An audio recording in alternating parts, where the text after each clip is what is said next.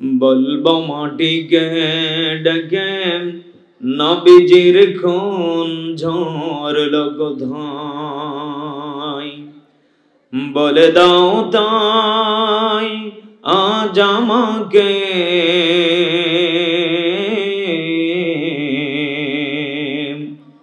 প্রতিশোধের দাবানল জ্বালাবো হেথায়। জোরে বলেন আল্লাহু আকবার।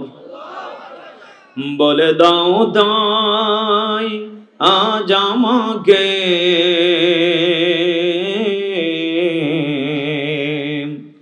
প্রতিশোধের দাবানল জ্বালাবো হেথায়। হেরার গুহায় তোমারি ধ্যান, আসমান থেকে নামে আল কোরআন, ভাঙলো সবার ভুল তোমারি পরে, আসলো কোরআনের ছায়া তলে। ঠিক কিনা? খালিদ ওমর আলী আবু বকর ইসলামী ঝান্ডা নীল যে তুলে, আল্লাহ ফিরে আসনি তুমি আপন ঘরে, দিনের আলো তুমি ছড়িয়ে দিতে চলে গেলে মদিনায়, মক্কা ছেড়ে সবাই হে রাসূল,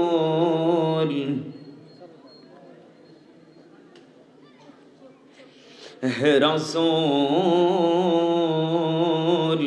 তোমাকে ভুলি আমি কেমন করে। কলিজার টুকরা প্রাণ প্রিয় রাজশাহী বাঘা থানাবাসী, পীরগাছাবাসী, আপনারা সকলে কেমন আছেন?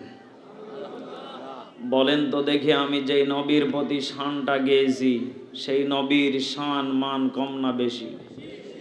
এই নবীকে সব থেকে দামি নবী বলে স্বীকৃতি দিয়েছেন তিনি কে? আল্লাহ পাক বলেন, মুসাকেও আমি নবীর দায়িত্ব দিয়েছি, ঈসাকে দিয়েছি, নূহকে দিয়েছি, বিভিন্ন নবীকে আমি আল্লাহ পাঠিয়েছি, কিন্তু আমি একজন নবীকে সব থেকে দামি বলে হাবিবুল্লাহ বলে ডাকেছি। সেই নবীর নাম কি? হযরত মুহাম্মদ রাসূলুল্লাহ সাল্লাল্লাহু আলাইহি ওয়াসাল্লাম। আল্লাহ পাক বলেন, এই নবীকে যে আমি সব থেকে দামি করে বানিয়েছি আর পাঠিয়েছি আর মহব্বত করে নাম রেখেছি, আর এই নবীর যারা উম্মত, জবান খুলে বলেন খুশি না বেজার? আজকের সুনাম ধন্য আজকের মাহফিলের সভাপতি মোহাম্মদ এজাহারুল হক টুলু মাস্টার, সাবেক সহকারী শিক্ষক, সোনাদহ উচ্চ বিদ্যালয়। উনি কি আছেন? আলহামদুলিল্লাহ। আসলে বিভিন্ন জায়গাতে মাহফিলে যাই, যাওয়ার পরে যেটা দেখতে পাই সেটা হলো অনেক বড় বড় কিছু সুনামধন্য ব্যক্তির নাম লেখা হয়, অথচ কোরআনের কথা যে উনি শুনবে বা পাশে বসে থাকবে এ সময়টুকু নাকি ওনার নেই। আমি মনে করি যে এই সমস্ত সুনামধন্য ব্যক্তিকে রাখারও কোনো প্রয়োজন বলেন আছে? নেই। কারণ উনি এত সুন্দর একটা নাম দিয়েছে জায়গাতে, ওনার দায়িত্ব হলো সবার সভাপতি, মানে আমাদের যদি কোনো ভুল ত্রুটি হয়ে যায় উনি কন্ট্রোল করবে, ঠিক কি না?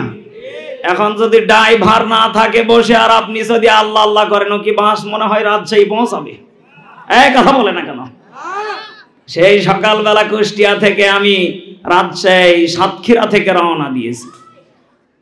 সেই সাতক্ষীরা থেকে সকালবেলা রওনা দেওয়ার পরে কুষ্টিয়া মাজমপুর গেটে এসে আমি 5টার দিকে বিকাল দুপুরের খাবার খেয়েছি। আবার সে রওনা দিয়েছি সেই আপনাদের এখন রাজশাহী বাঘা থানা স্কুল মাঠে অবস্থান করতেছি। এখন বলেন তো দেখি, আমি যদি এই বাঘা থানাতে এসে যদি বসে থাকতাম, আপনারা নাম দিয়েছেন, সবই করেছেন, আমার নামও প্রচার করেছেন, অথচ আমি আসলাম না। এ মাহফিল মনে হয় সব থেকে ভালো হবে। বলেন বলেন। যতগুলি মানুষ এসেছে সব মানুষগুলি আমার প্রিয় ভাই। যে ভাই আমাকে দাওয়াত করেছেন, নামটা কি যেন ভুলে গেলাম, মিজান ভাই। এই মিজান ভাই যে আমাকে দাওয়াত করেছেন, প্রত্যেকটা মানুষ গালি দিতে দিতে রাস্তা থেকে বাড়িতে যাবে। কথা বলেন ঠিক কি না? এই জন্য আমি এই সমস্ত ব্যক্তি যারা থাকবে তাদেরকে অনুরোধ করব, মাহফিলটা অন্তত পক্ষে শেষ না হওয়া পর্যন্ত যাওয়া যাবে। একটু সকলে মুহাব্বতের খাতিরে একটু আবারও তাকবীর দিব আমরা ইনশাআল্লাহ। লিল্লাহে তাকবীর, লিল্লাহে তাকবীর। আপনাদের হাতে ব্যথা পেয়েছেন নাকি? একটু হাতগুলা তুলেন তো দেখি।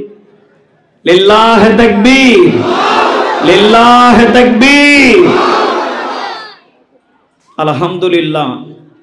আল্লাহ পাক বলেন, হে নবী আপনি জানিয়ে দেন। কি জানিয়ে দেবেন?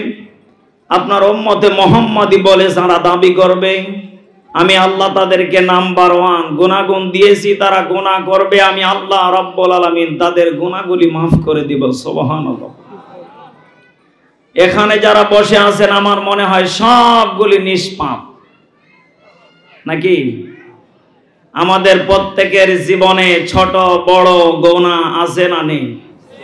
আল্লাহ পাক বলেন, যখন কোন বান্দা বাড়ির থেকে বের হলো যে আজকে মেহেদি হাসান মেজবা হুজুরের কণ্ঠে আমরা আলোচনা শুনব, বাস্তব জীবনে পারিবারিক জীবনে আমল করব, আল্লাহ পাক বলেন ও বাড়ির থেকে যখন সর্বপ্রথম একটা কদম ফেলেছে, আমি আল্লাহ রাব্বুল আলামিন সঙ্গে সঙ্গে তার সগীরা গুনাহগুলি মাফ করে দিয়েছি।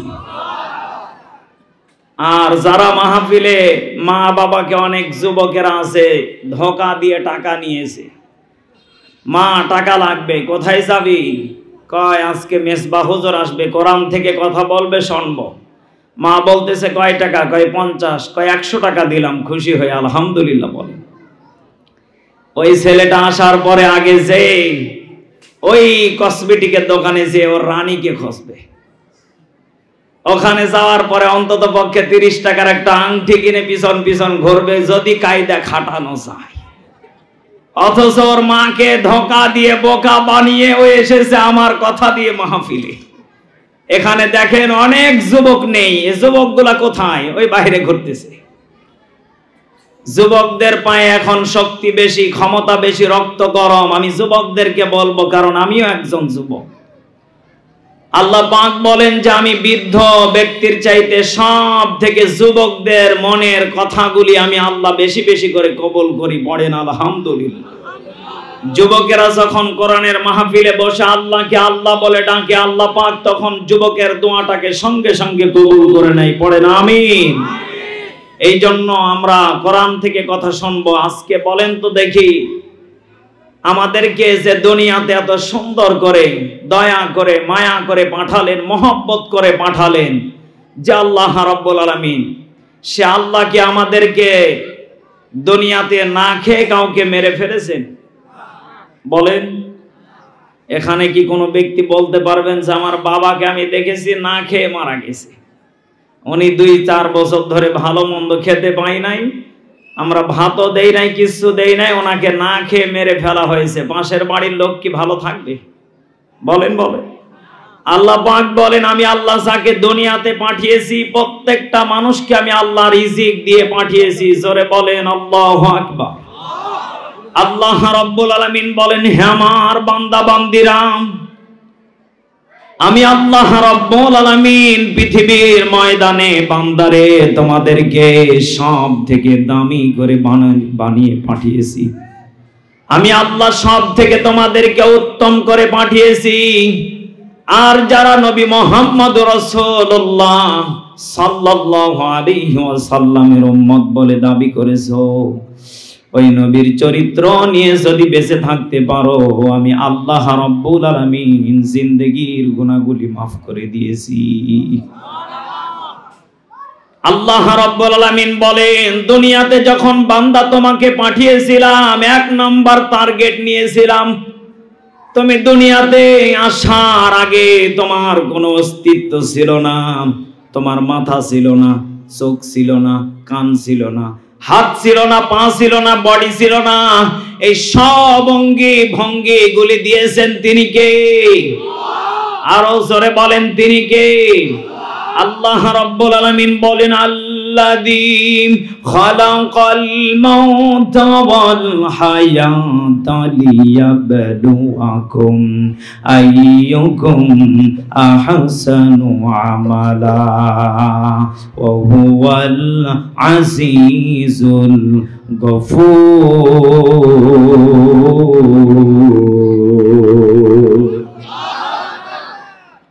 আল্লাহ রাব্বুল আলামিন বলেন, আল্লাযী খালাকাল মাউতা, হে পৃথিবীবাসীরা, আমি আল্লাহ তোমাদেরকে প্রত্যেকটা বান্দাকে মৃত্যু থেকে বানিয়েছি। হায়াতা লিয়াবলুয়াকুম, প্রত্যেকে আমরা মরণশীল ছিলাম, মরণ থেকে আমাদেরকে হায়াত দিলেন তিনি কে? আরো জোরে বলেন তিনি কে?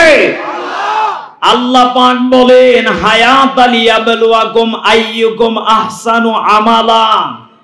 আল্লাহ পাক বলেন, তোমাদেরকে আমি আল্লাহ মরণ থেকে বানিয়েছি, আবার তোমাদেরকে মরে যাওয়া লাগবে, আবার তোমাদেরকে জীবিত করব আমি আল্লাহ। হুকুম করেছে কে? এখন দুনিয়াতে যারা বেঁচে আছেন, অনেকে মনে মনে চিন্তা করতেছেন, ভালো একটা সাইকেল আছে, ভালো একটা মোটর সাইকেল কিনবো। আল্লাহ মোটর সাইকেল দিলেন, চিন্তা করতেছেন একটা দামি প্রাইভেট কার কিনবো, বাড়ি করব, নারী করব, সব কিছু নিয়ে ব্যস্ত হয়ে গেলেন। অথচ আপনার পিছনে মরণটা দৌড়িয়ে বেড়াচ্ছে, কোন সময় যেন ধরে নিয়ে যাওয়ার জন্য রেডি। হুকুম করবেন তিনি কে? বলেন বলেন। এটা কি প্রত্যেকটা মানুষের বিশ্বাস আছে? একটা ছোট্ট একটা ঘটনা মনে পড়ে গেল, কি বলবো? হযরতে মূসা নবীর জামানাতে একটা বৃদ্ধ মহিলা কান্না করতেছে। কি করতেছে? কান্না করতেছে। আল্লাহ নবীজি তাকে জিজ্ঞাসা করলেন, কি ব্যাপার, আপনি কান্না করেন কেন? কয়, আমার ছেলে মারা গিয়েছে। হ্যাঁ, ভালো কথা, ছেলে মারা যেতেই পারে, কারণ হায়াত মউত কার কাছে? আল্লাহর কাছে। আল্লাহ নবীজি তাকে বললেন, মূসা কালিমুল্লাহ, কেন কান্না করতেছেন? ছেলে মারা গিয়েছে। মারা গেছে, ভালো কথা। মহিলা এবার ডাকতে বলতেছে, আমার ছেলে মারা গিয়েছে, তাতে কোনো আমার আফসোস নেই। সব থেকে বড় আফসোসের কথা হলো এইটা, আমার ছেলে 500 বছর হায়াত পেয়েছে, এখনো বিয়ে করতে পাই নাই, বাড়ি গাড়ি করতে পাই নাই। এই অল্প বয়সে আমার ছেলেটা বিদায় নিয়ে চলে গেল, এই দুঃখে আমি মা কান্না করতেছি। জোরে বলেন আল্লাহু আকবার। 500 বছর মনে হয় 5 মিনিটের সমান নাকি? হ্যাঁ, 500 বছর কম হয়ে গেল না? মূসা কালিমুল্লাহ চোখের পানিগুলি ফেলে হাওমা করে বুড়ির কান্না দেখে মূসা কালিমুল্লাহ হাসতে হাসতে বলতেছে, হে মা জননী, এমন একটা যুগ জামানা আসবে, এমন একটা জামানা আসবে, যেই জামানার ভিতরে নবী মুহাম্মদুর রাসূলুল্লাহর উম্মত বলে দাবি করবে, তাদের হায়াতটা সংকীর্ণ হবে, তাদের বাড়ি থাকবে, গাড়ি থাকবে, সুন্দরী বউ থাকবে, ইবাদতের অভাব থাকবে। আজকে বাস্তব মিলে যাচ্ছে আমার দেশের মুসলমানের সাথে। জবান খুলে বলেন ঠিক কিনা? আজকে আমাদের বাড়ি আছে, গাড়ি আছে, সুন্দরী ঘরে বউ আছে, অথচ আপনার বিবিও নামাজ পড়ে না, আপনিও নামাজ পড়েন না, আপনি দুনিয়া নিয়ে ব্যস্ত হয়ে গেছেন। এমন মুসলমান আছে না নেই? আল্লাহ রাব্বুল আলামিন বলেন, ইয়া আইয়ুহাল্লাযীনা আমানু তাকুল্লাহা হাক্কা তুকাতিহি ওয়া লা তামুতুন্না ইল্লা ওয়া আনতুম মুসলিমুন।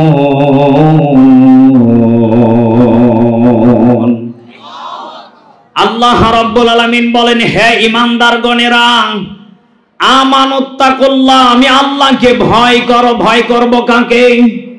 বলেন বলেন। এদেশের মুসলমান ভয় করে পীর বাবাকে। ওরে বাপ রে বাপ, টাটকা শয়তান। এক কথা বলেন না কেন? কত মুসলমান আছে ওর পীর বাবা আছে, এমনি বলে অমনি চলে, মাঝে মাঝে বউকে দিয়ে পীর বাবার খেদমত করে। একই গো। অথচ আল্লাহ পাক বলেন খায়রিহি ওয়া শাররিহি মিনাল্লাহি তাআলা। আল্লাহু আকবার। ভালো মন্দ কার কাছে? ভালো মন্দ কার হাতে? সব কিছু যার হাতে, হুকুম চলবে তার হাতে। কথা বলেন ঠিক কিনা? দুনিয়া যার, ইবাদত চলবে তার। ক্ষমতা যার, ইবাদত চলবে। দুনিয়াটা কার? ইবাদত চলবে কার? সব পৃথিবী তামাম কার?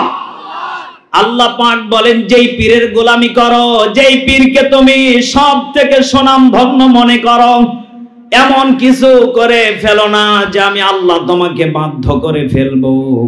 আল্লাহ পাক এবার বাধ্যতার সাথে আয়াত নাজিল করে জানিয়ে দিলেন, বান্দারে লিল্লাহি মা ফিস সামাওয়াতি ওয়া মা ফিল আরদ। জোরে বলেন আল্লাহু আকবার। আল্লাহ রাব্বুল আলামিন এবার জানিয়ে দিচ্ছেন আসমান এবং জমিনের ভিতরে যা কিছু আছে বান্দা, সব কিছু আমি আল্লাহর হুকুমে চলে, সব কিছু আমি আল্লাহর রাজত্ব। চিৎকার মেরে বলেন আল্লাহু আকবার। এখন কিছু কিছু মানুষ বলে আমার পীর বাবা আমাকে জান্নাতে নিয়ে যাবে। হ্যাঁ, শ্বশুর বাড়ি। আমার পীর বাবা ছাড়া জান্নাতে ঢোকার মতো কোন রাস্তা, গেট আমি পাইনি। যতবার আমি পীরের পায়ে কদমে লুটিয়েছি, ততবার আমি জান্নাতের গেট দেখেছি। টাটকা শয়তান। কথা বলেন। আল্লাহ পাক এবার ডাক দিয়ে বলতেছে, বান্দা তোমাদেরকে আমি আল্লাহ রাব্বুল আলামিন জানিয়ে দিলাম, ইয়া মা'আশারাল জিন্নি ওয়াল ইনসি ইনিস্তাতা'তুম আন তানফুযু মিন আকতারিস সামাওয়াতি ওয়াল আরদি ফানফুযু ইল্লা বিসুলতান।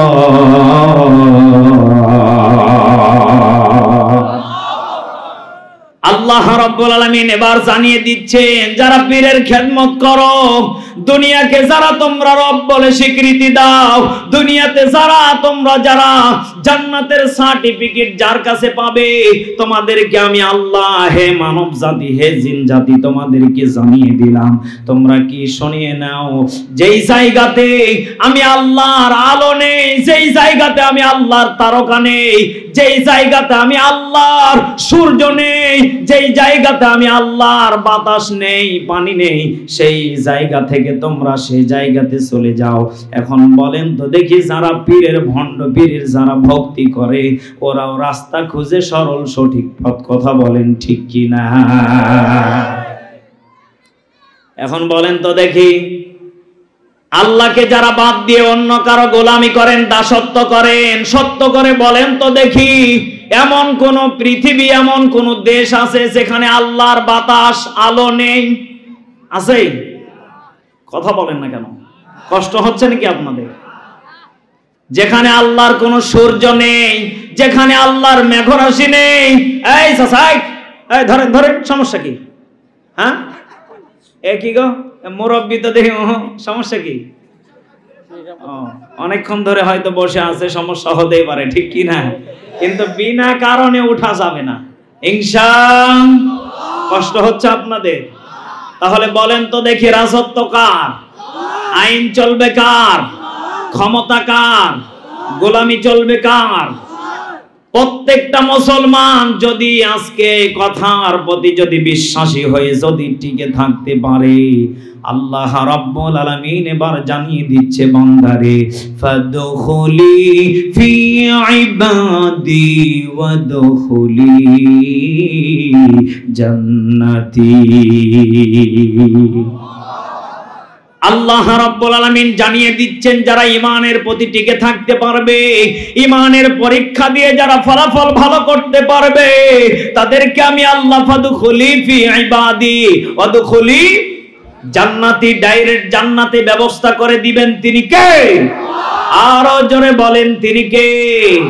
ঈমানের পথে অবিচল থেকে আমার মরণ যেন হয়, তোমারই কাছে মিনতি আমার, তোমারই কাছে মিনতি আমার, হে রহিম দয়াময়, ঈমানের পথে অবিচল থেকে আমার মরণ যেন হয়। জোরে বলেন আমিন। ঈমানের পথে মরণ দরকার আছে না নেই? আরো জোরে বলেন আছে না নেই? আল্লাহ রাব্বুল আলামিন এবার জানিয়ে দিচ্ছেন, বান্দারে দুনিয়াতে তোমাদেরকে আমি আল্লাহ সব কিছু দিয়ে দিলাম, তবে ভেবে রেখে দাও তোমাদের হায়াতটা যদি অল্প হয়ে থাকে, তোমাদের দাপট ক্ষমতা একটু বেশি হয়ে থাকে, কারণ আমার দেশের মুসলমান জমি জায়গা টাকা পয়সা হয়ে গেলে ওর মাটিতে পা ঠেকে না, এমন মুসলমান আছে না নেই? অথচ আল্লাহ পাক কোরআনুল কারীমে ডাক দিয়ে বলতেছে, আল্লাহু গনিয়্যু ওয়া আনতুমুল ফুকারা। জোরে বলেন আল্লাহু আকবার। আল্লাহ ডাক দিয়ে বলতেছে, বান্দা দুনিয়ার বুকে যদি সব থেকে ফকির থেকে থাকো তোমরা, আল্লাহু আকবার বলেন। ফকির কে? যারা ভিক্ষা করে না, ফকির বলতে বুঝিয়েছে আপনাকে আমাকে, কারণ আপনার আমার ক্ষমতা একদিন শেষ হয়ে যাবে, এ ছাতা থাকবে না। এক কথা বলেন না কেন? অথচ আমরা দুনিয়া নিয়ে পাগল হয়ে গেছি, দুনিয়া নিয়ে আমরা কি যেন হয়ে গেছি। আজকে দুনিয়া দুনিয়া করতে করতে বউ বাচ্চার মুখে হাসি ফোটানোর কারণে আজকে আমরা সুদকে সুদ মনে করি না, ঘুষকে ঘুষ মনে করি না, হারামকে হারাম মনে করি না, দ্বিধার সে আজকে খেয়ে যাচ্ছি। গত কয়েকদিন আগে আমার থানাতে একটা বাস্তব ঘটনাও কি বলবো? কষ্ট হচ্ছে নাকি আপনাদের? আমি থানাতে গেলাম, আমার এক দাদা শ্বশুর আমাকে ফোন করে ডাক দিয়ে বলতেছে, মেজবা থানাতে আসতে হবে, তোমাদের একজন আপন লোক কি যেন একটা কাম করেছে, আসা লাগবে, একটু দেখা লাগবে। থানাতে যাওয়ার পরে দেখি, ওরে বাপ রে বাপ, একজন আমার পাশের কয়েক গ্রামের লোক পরিচিত, ওকে দেখি পুলিশ সেই ইচ্ছা মতো পিটাচ্ছে। একই গো, পুলিশকে জিজ্ঞাসা করে বললাম, ভাই কি ব্যাপার, আপনি একে পিটাচ্ছেন কেন? পুলিশে ডাক দা বলতেছে, হুজুর ডাল খেয়েছে। কি খেয়েছে? ডাল। ডাল তো ভালো জিনিস, এ ডাল খাওয়ার জন্য পিটাচ্ছেন মানে সমস্যা কি আপনাদের? এ ডাল তো ভালো জিনিস, এটা যদি খাওয়ার জন্য যদি পিটান আপনারা তাহলে তো সমস্যা। এ কথা বলেন না কেন? এখন আমি জিজ্ঞাসা করলাম, কি ব্যাপার, ডাউল খাওয়ার জন্য আপনি পিটাচ্ছেন? ডাউল খাওয়া বন্ধ করে দিব। আজকেও সকালে আমি ডাউল খেয়ে আসলাম, আমি যদি জানতাম তাহলে ডাউল আর খেতাম না। পুলিশে মুচকি হাসি দিয়ে বলে, হুজুর হাসে, সমস্যা কি? আপনারা বুঝে ফেলেছেন? হ্যাঁ, রাজশাহীর মুসলমান অনেক চালাক আছে গো। এ ডাউল তো সেই ডাউল না, এ ডাউল হলো যে যারা খেয়ে মাতাল হয়ে পড়ে থাকে। কথা বলেন না কেন? এদেশের কিছু মুসলমান টাকার গরমে দুনিয়া পেয়েছে, সব কিছু পেয়েছে, কিন্তু আখিরাত ভুলে গিয়েছে। এই ব্যক্তিগুলা দেখবেন, এই ব্যক্তিগুলা ডাল খেয়ে, পুরি খেয়ে, ইয়াবা খেয়ে, গাঁজা খেয়ে রাস্তায় টান টান হয়ে পড়ে থাকে আর বলে আমার দেশ, আমার বাংলাদেশ, আমার সোনার দেশ, আমার বাবার না আমার দেশ। এমন কিছু মানুষ আছে না নেই? টাটকা এগুলা আবু জেহেল, কথা বলেন ঠিক কিনা? এই জন্য আপনি ডাল খেতে পারেন, মসুরির ডাল খান, সমস্যা নেই, কিন্তু আপনি এমন ডাল খেয়ে পড়ে থাকিয়েন না যে আপনার বাবা পর্যন্ত আপনাকে ঘৃণা করবে। কথা বলেন ঠিক কিনা? তাহলে বলেন তো দেখি, আমরা গোলামি করব কার? দাসত্ব করব কার? ইবাদত করব কার? আল্লাহ রাব্বুল আলামিন জানিয়ে দিচ্ছে, বান্দারে তোমাদেরকে আমি আল্লাহ দাসত্ব গোলামি করার জন্য আর একটা পয়েন্ট আমি আল্লাহ জানিয়ে দিলাম। বান্দারে মনোযোগ দিয়ে শুনে নাও। ওয়া মা মিন দাব্বাতিন ফিল আরদি ইল্লা আলাল্লাহি রিজকুহা ওয়া ইয়ালামু মুস্তাকাররাহা ওয়া মুস্তাওদাআহা। জোরে বলেন আল্লাহু আকবার। আল্লাহ রাব্বুল আলামিন জানিয়ে দিচ্ছেন, বান্দারে আমি আল্লাহ রাব্বুল আলামিন তোমাদেরকে রিজিক দিয়েছি, এতে কোনো সন্দেহ? বলেন বলেন। রিজিক দিয়েছেন কেবলমাত্র শুধুমাত্র তিনি কে? আল্লাহ পাক বলেন, গর্তের পিপিলিকাকেও আমি আল্লাহ রিজিক তার জায়গা মতো পৌঁছে দেই। ওই আটলান্টিক মহাসাগরের ভিতরে যে বড় বড় মাছগুলা থাকে, আমি আল্লাহ তাদেরকে সেখানে রিজিকের ব্যবস্থা পৌঁছে দিয়েছি। বান্দা ভুলে যেও না, আমি আল্লাহ তোমাদেরকে আমার রহমত আর রিজিক দিয়ে ভরপুর করে দিয়েছি। কিন্তু বান্দা এক নম্বর টার্গেট হলো আমাকে ভোলা যাবে। সব থেকে বড় আশ্চর্য লাগে, সেদিন একটা আমি মুফাসসিরিন ইকরামের একটা বই পড়তেছিলাম। আশরাফ আলী থানভী রাহমাতুল্লাহি আলাইহি লিখেছেন, আল্লাহ পাক প্রত্যেকটা প্রাণীর রিজিক দিয়ে পেট ভরাতে পারেন, কিন্তু কেবলমাত্র শুধুমাত্র একটা প্রাণীর পেট ভরাতে পারে না, সেটা হলো কেবলমাত্র শুধু হলো এই মানব জাতি। এক কথা বলেন না কেন? এখানে যে মানুষগুলি বসে আছে, ওকে যদি আপনি গরুর গোশত দিয়ে যদি বিরিয়ানি দেন, ইচ্ছা মতো খাবে। খাওয়ার পরে যদি ওকে বলেন আর লাগবে, কয় লাগবে না মানে বেঁধে দেন। এক কথা বলেন না কেন? অথচ আপনি যদি আকাশের একটা শকুন পাখির দিকে যদি আপনি তাকিয়ে দেখেন, এই শকুন পাখিটা কতদিন আগে এই গ্রামে একটা গরু মারা গিয়েছিল, ছাগল মারা গিয়েছিল, এই গরুটাকে আপনি গর্তের ভিতরে গেড়ে রেখে এসেছেন। শকুনটা খবর পেয়ে এসে খেয়েছি, প্রায় 1 মাস হয়ে গেল, আর কোন জায়গাতে শকুন খেতে পাই নাই। অথচ এই পাখিটাকে বাঁচিয়ে রেখেছেন তিনি কে? আরো জোরে বলেন, তিনি কে? তুমি রহমান, তুমি মেহেরবান, অন্ধ গাহে না শুধু তোমারি গুণগান, বোঝে অবোঝে না ওরা তোমারি শান, বোঝে অবোঝে না ওরা তোমারি শান। সবাই তুমি রহমান, তুমি মেহেরবান। ঠিক কি না? কখনো তোমাকে যদি ভুলি,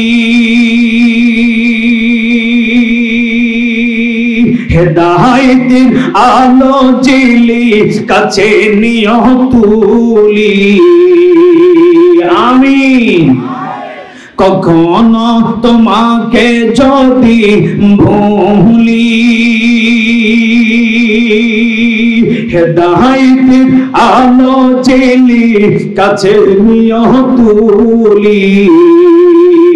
দয়া করো মায়া করো, দয়া করো মায়া করো, ওগো দয়াবান,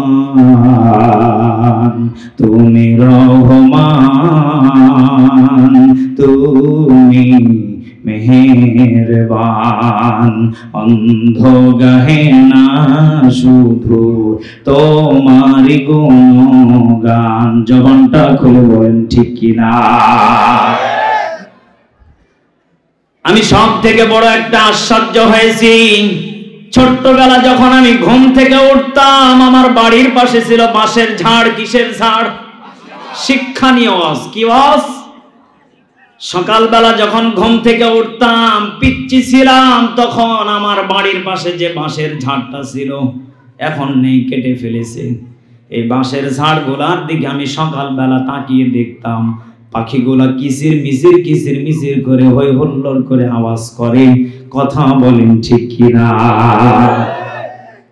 আমি মনে মনে চিন্তা করতাম, সকাল হলে প্রতিদিন প্রতিনিয়ত পাখিগুলো কেন কিচির মিচির করে, জানতে ইচ্ছা হতো, কিন্তু ছোট মানুষ, বলবো কার কাছে?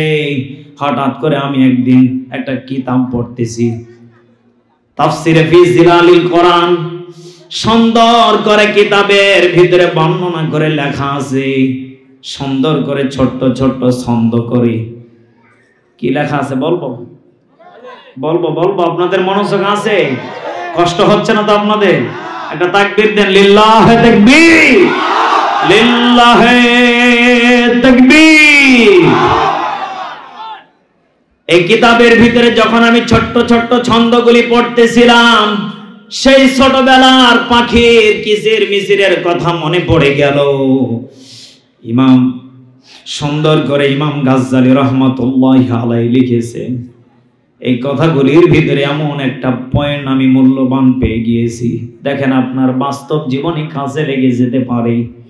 এই পাখিগুলা যখন সকালবেলা যখন কিচির মিচির করে, এই পাখিগুলা সামান্য সাধারণ কোনো কিচির মিচির করে না। এই পাখিগুলা জবান থেকে ডাকতে থাকে আল্লাহ আল্লাহ আল্লাহু আকবার। কারণ এই পাখিগুলা জানে আমাদের কোনো খাবার রাখার মতো কোনো জায়গা নেই।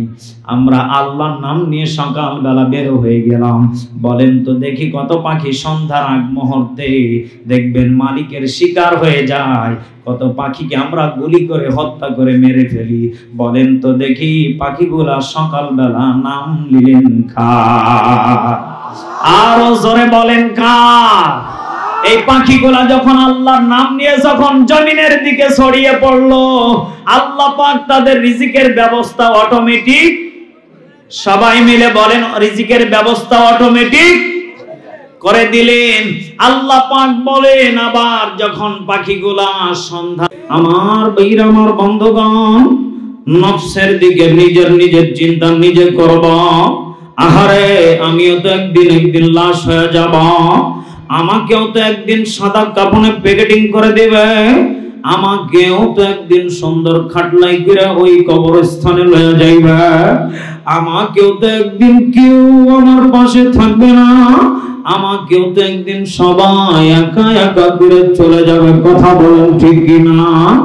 আমার বীর আমার বন্ধুগণ, আহারে দুনিয়াটা হলো বলো স্বার্থপর, দুনিয়াটা হলো ক্ষণিকের জায়গা।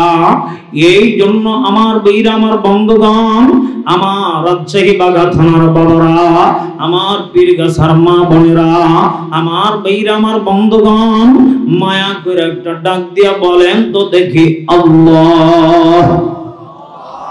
সবাই মিলে ডাক দিয়া বলেন না আল্লাহ? আর একটা ডাক দিয়ে বলেন না আল্লাহ? আমার বীর আমার বন্ধুগণ,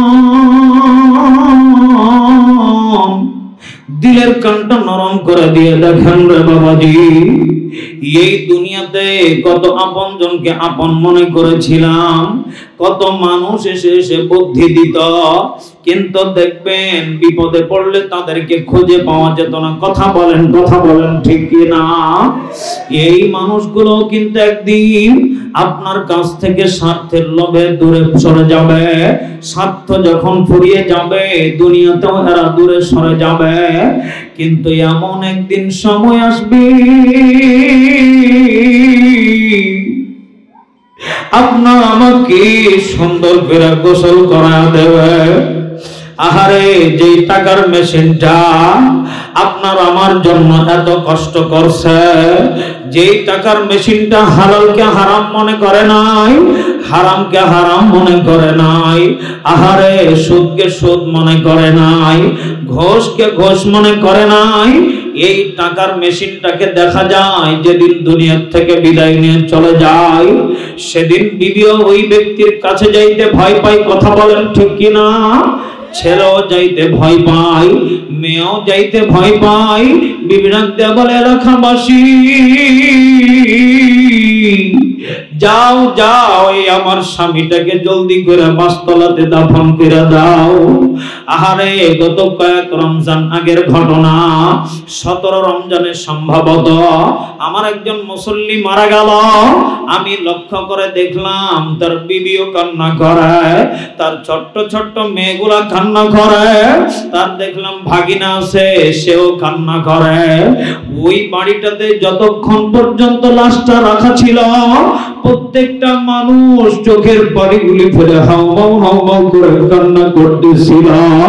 আমার বীর আমার বন্ধুগণ, এই ব্যক্তিগুলার কান্না দেখা আমিও একটু কান্না চলে আসলো, আমিও থামতে পারলাম না। কিন্তু সত্য কথা হলো এইটা, আমি মেজবা যখন খাটলাটা ধইরা যখন জানাজার মাঠে নিয়ে গেলাম, আহারে ওই ব্যক্তিটাকে জানাজা পড়ানোর পরে ওই কবরের ভিতরে যখন নামলাম, কবরে নামার পরে দেখি ওই মাটিগুলো কেমন করে যেন থাকায় আছে। মাটিকে ডাক দেয়া বললাম, মাটি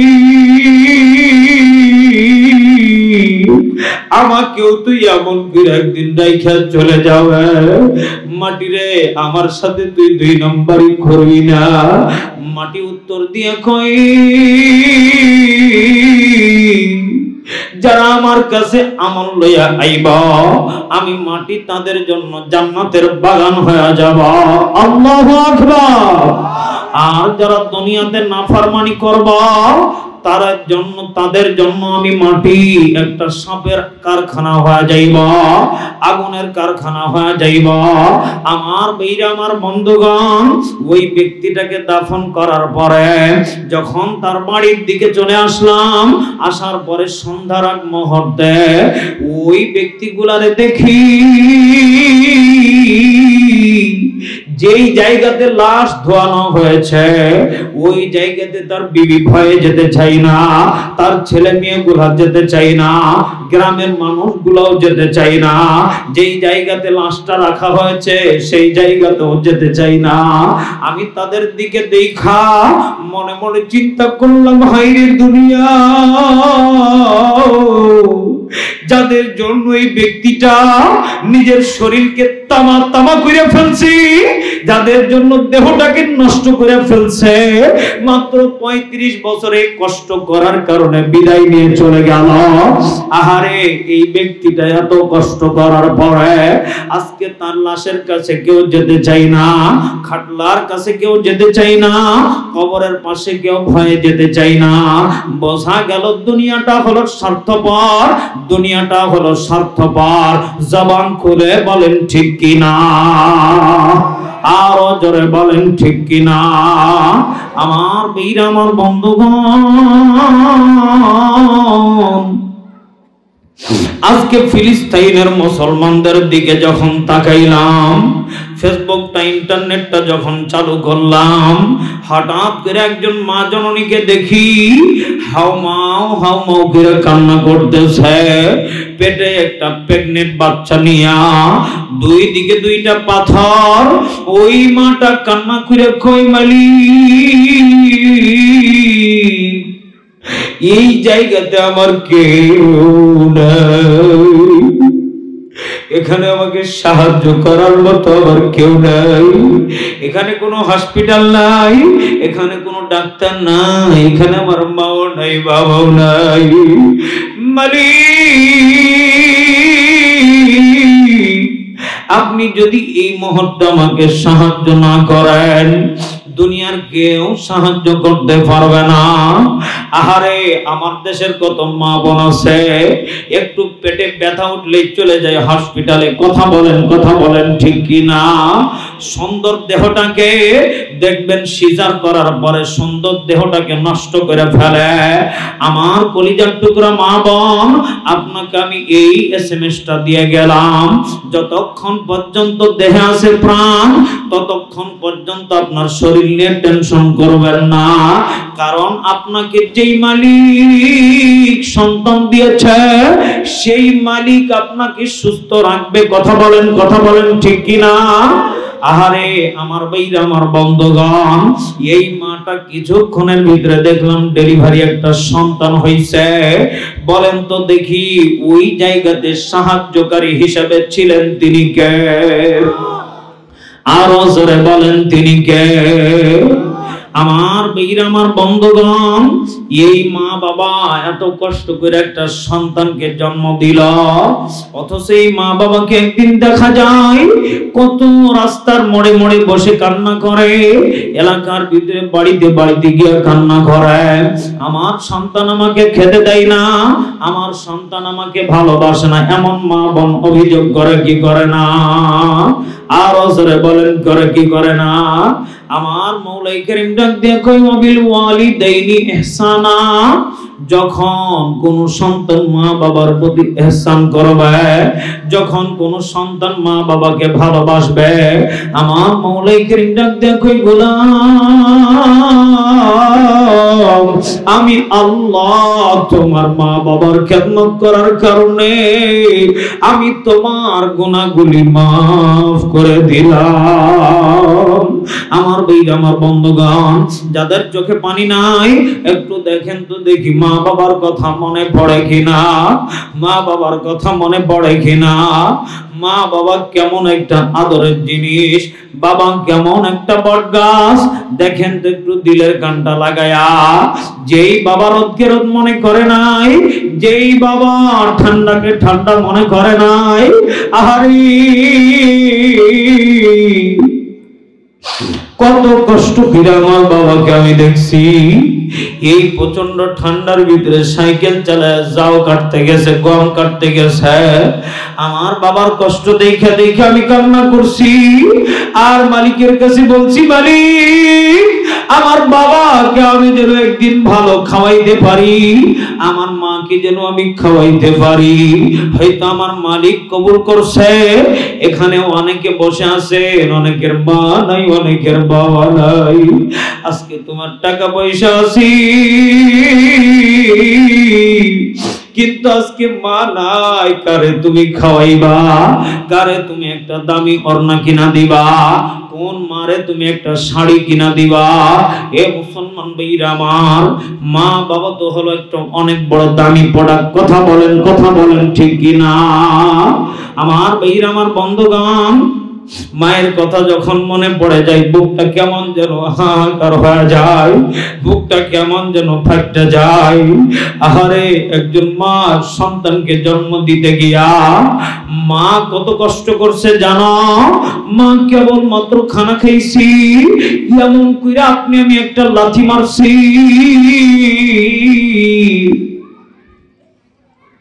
মা টাস টাস করে বমি করে ফেলা দিছে। বাবা ডাক দিয়া কই, বিবি কেন তুমি বমি করো? মা ডাক দিয়া কই, স্বামী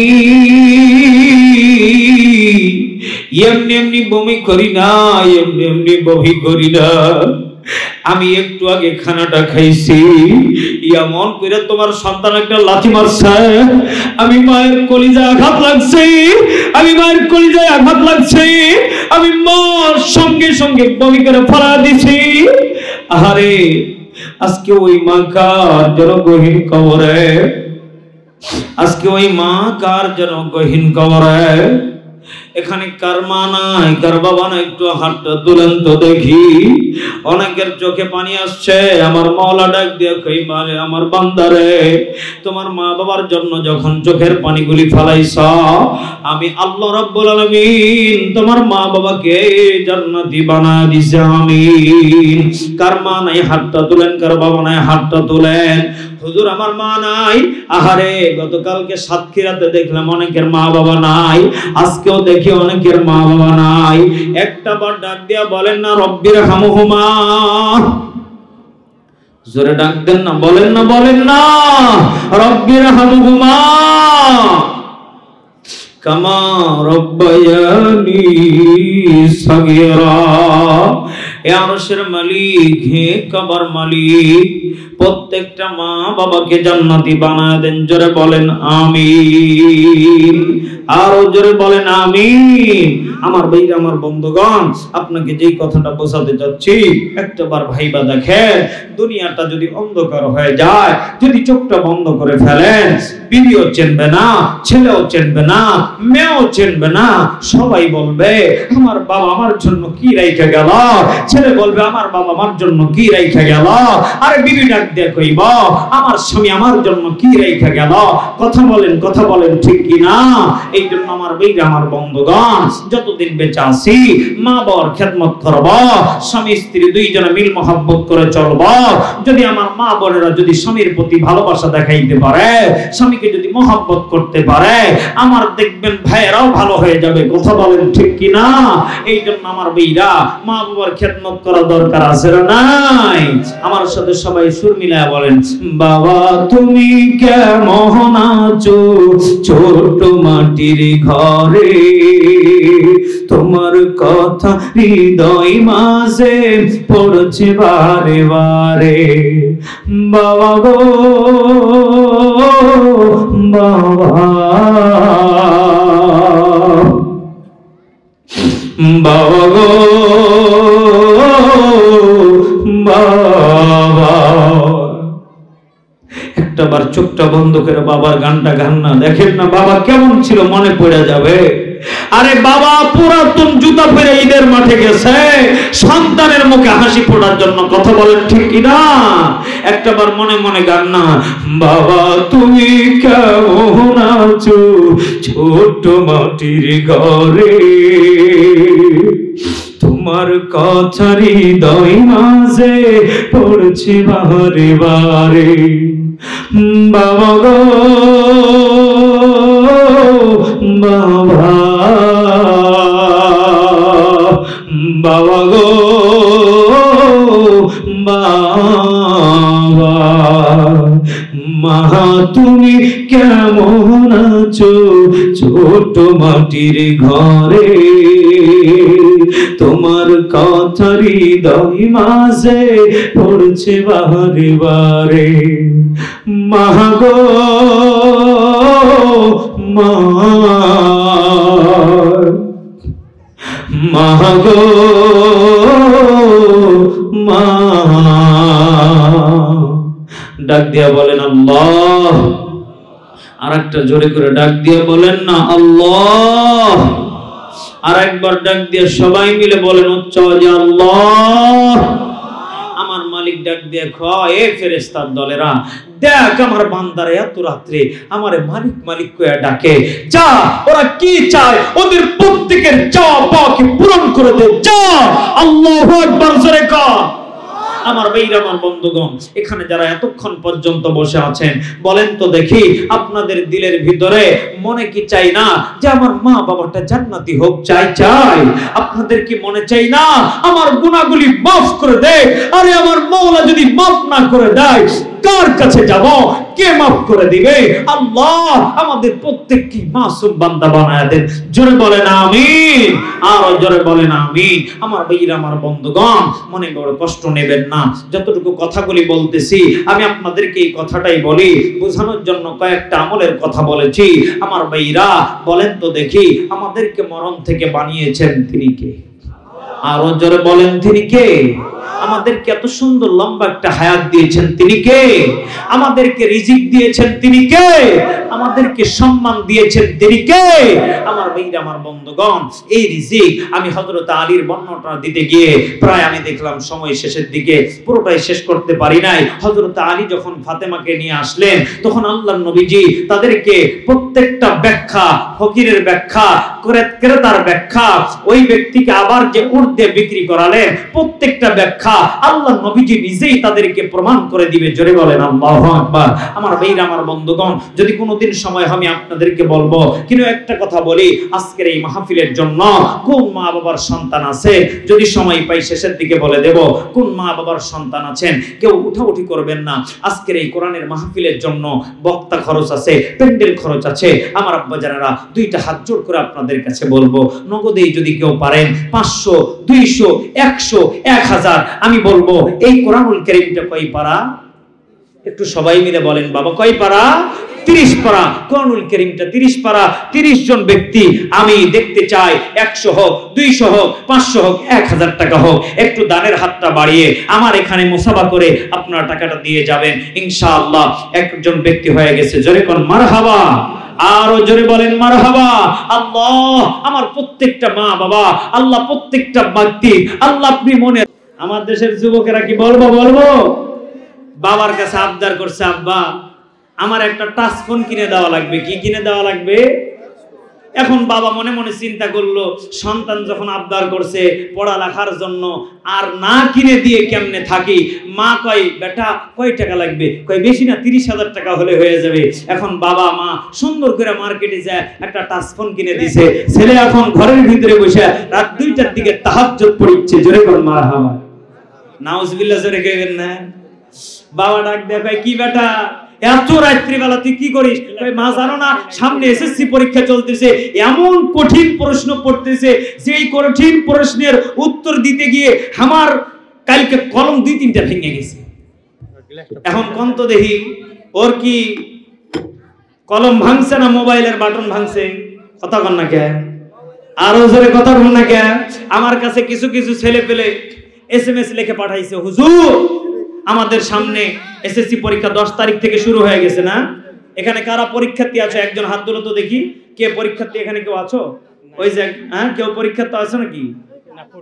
এসএসসি পড়ার জন্য হয়তো তারা পড়ার জন্য আসে নাই। যাই হোক, অনেক পরীক্ষার্থীরা আমার কাছে দোয়া চেয়েছে, ইমুতে, মেসেঞ্জারে, হোয়াটসঅ্যাপে বিভিন্ন জায়গা থেকে দোয়া চেয়েছে, হুজুর আপনার আমি কঠিন এক ভক্ত, হুজুর আমার জন্য একটু দোয়া করে দেন। আমি একজন পাগলার ডাক দিয়ে কইলাম মেসেঞ্জারে, আমি তাকে ফোন দিলাম, ফোন দিয়ে কইলাম, এই পাগলা তোমার জন্য কি দোয়া করব? কয় হুজুর আমি যেন পাস করবার পারি। আমি কইলাম কিসের পাস? প্রেমের পাস না পরীক্ষার ফলাফলের পাস? ওই কয় হুজুর দুইটারই দোয়া করে দিন। ওরে টাটকা শয়তান, মানে ওই দুই দিকে কাজ চালাচ্ছে, ফ্রি টাইমে ওই দিকে আর পরীক্ষার সময় এদিকে। কারণ পরীক্ষা খারাপ হলে বাপ মাই বকা দিবি, কথা কোন ঠিক কি না? এখন হুজুরের কাছে দোয়া না নিলে কেমবা করে কি করা যায়? এখন বলেন তো দেখি, সারা মাস যদি আপনি ওই দিকে পরীক্ষার হলে পরীক্ষা দেন আর এই দিকে যদি আপনি খালি কোনো রকম করে না পড়ে পরীক্ষা দিবার যান, হলে মনে হয় এমনি এমনি পাস করে দিবি। কথা কোন না কে? তুমি যার লাগিয়া এমবি ভর হো তার তো বাটন ফোন, কথা কোন ঠিক কি না? তুমি যার লাগিয়া এমবি ভর হো তার তো বাটন ফোন।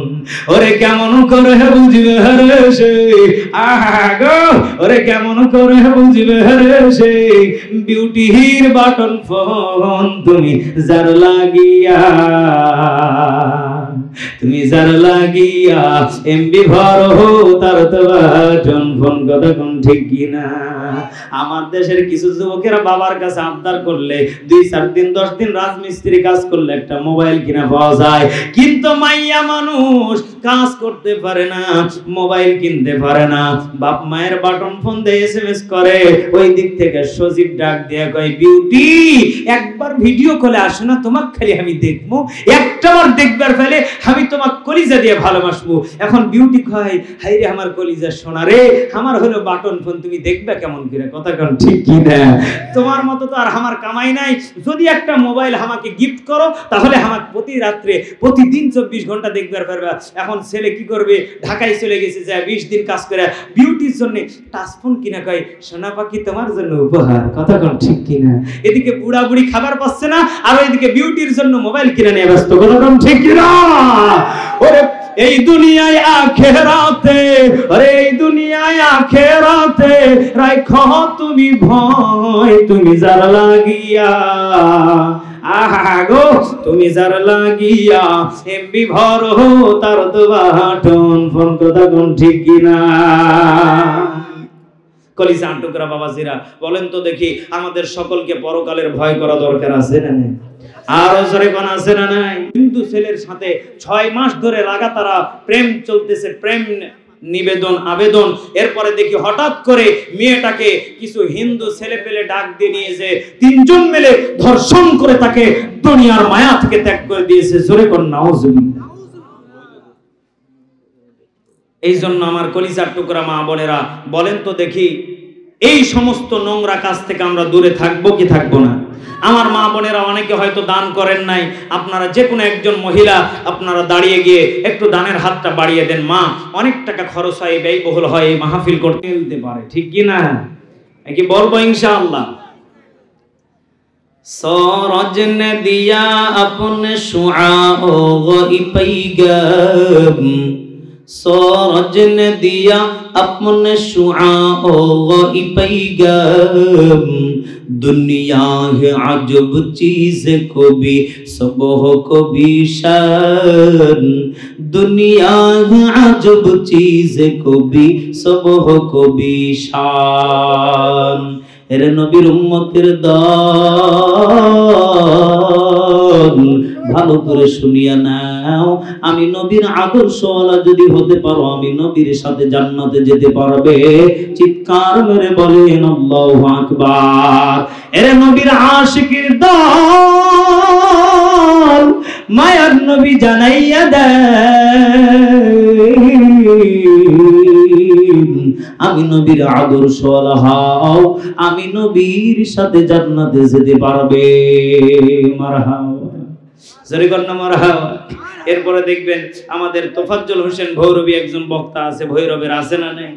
আছে না নাই? দেখবেন উনি ঠিক এইভাবে সুন্দর করে কয়, ও কি বলবো, জিবরাইল যাও যাও আমার নবীর কাছে যাও গো জিবরাইল, জিবরাইল রে যাও যাও আমার নবীর কাছে যাও গো জিবরাইল। নবী গো আপনার দাঁত ভাঙা ব্যথা কেমন গো নবী বলবানি? নবী ডাকতে বলে, জিবরাইল রে আমার দাঁত ভাঙা কথা জিগাইলি রে জিবরাইল, আমার পাপী উম্মতের কথা জিগাইলি না।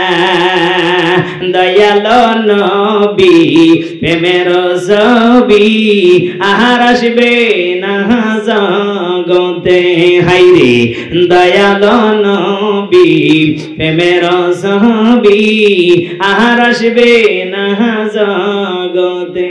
মাগো রাস্তা দিয়ে কত মা হাইটা যাই রে, আমার মা জননীরার দেখি না, কত কণ্ঠ কি না। কণ্ঠটা কার? হ্যাঁ, মারহাবা জোরে কইতেন না? এলাকার মানুষ কি কিপটে নাকি? একটু মারহাবা জোরে কইতে কষ্ট হয় আপনাদের? অনেক এলাকাতে গেলে আমাকে এগুলা শুনে হাদিয়া দেয়, হাদিয়া না দিলে তো মারহাবা জোরে কর নাকি? এই 2 ঘন্টা ওয়াজ করার পরে এখন যেগুলা দিচ্ছি এগুলো হলো আপনাদের এগুলো বোনাস। এগুলা কি বোনাস? কারণ আমি এত সময় ধরে স্টেজে থাকি না, আমরা সর্বোচ্চ 1.5 ঘন্টা স্টেজে থাকি। কয় ঘন্টা? 1.5 ঘন্টা। এই জন্য আপনারা কি কেউ হাদিয়া দেবেন তাহলে সামনের দিকে যাবো নাকি? হ্যাঁ, কি চলবে? চলবে না শেষ করে দেবো? চলবে? লিল্লাহি তাকবীর। মারহাবা জোরে কর।